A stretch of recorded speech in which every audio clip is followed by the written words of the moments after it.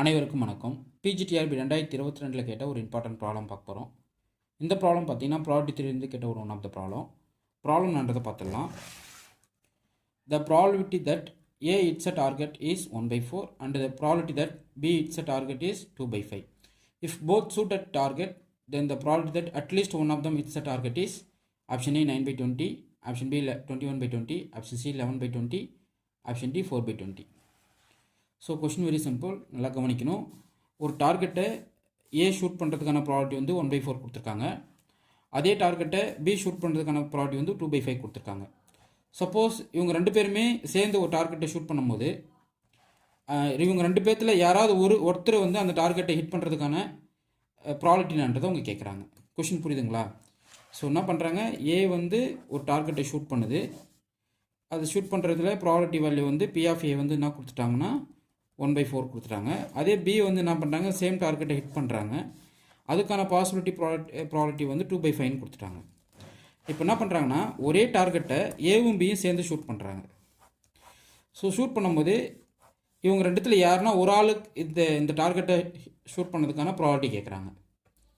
ஓகேங்களா? Question புரியுதில்ல? So ஏ வந்து ஒரு டார்கெட்டை ஷூட் பண்ணுறதுக்கான ப்ராபர்ட்டி வந்து 1/4, பி வந்து அதே டார்கெட்டை ஷூட் பண்ணுறதுக்கான ப்ராபர்ட்டி 2/5. இப்போ ஏவும் பியும் ஷூட் பண்ணுறாங்க அப்படின்னா இதில் யாருன்னா ஒரு ஆள் ஷூட் பண்ணுறதுக்கான ப்ராபர்ட்டினான்றதை அவங்க கேட்குறாங்க.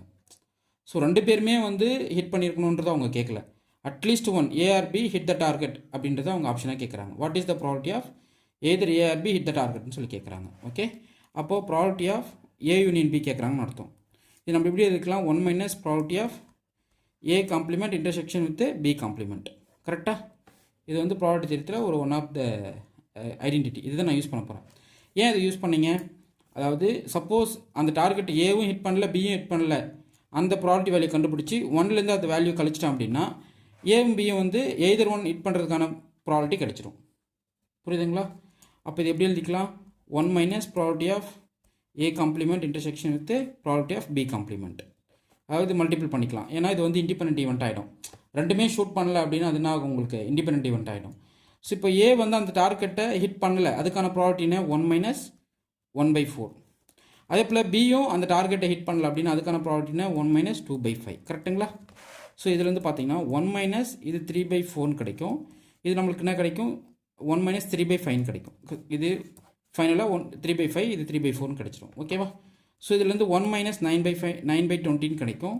ஸோ இது பார்த்தீங்கன்னா 11/20 வரும்.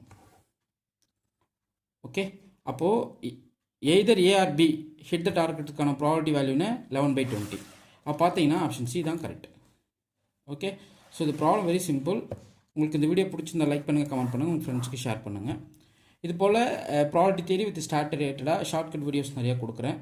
நீங்கள் அதை ஃபாலோ பண்ணிக்கிட்டே வாங்க. இந்த ப்ராப்ளத்தை வந்து நீங்கள் டேரெக்டாகவே வந்து ரொம்ப லாஜிக்கலாக யோசித்து சால்வ் பண்ணுறேன் அப்படின்ற மாதிரி எடுத்துக்கிட்டு டைம் வேஸ்ட் பண்ணக்கூடாது. ஷார்ட்கட்டில் முடிச்சிடணும்.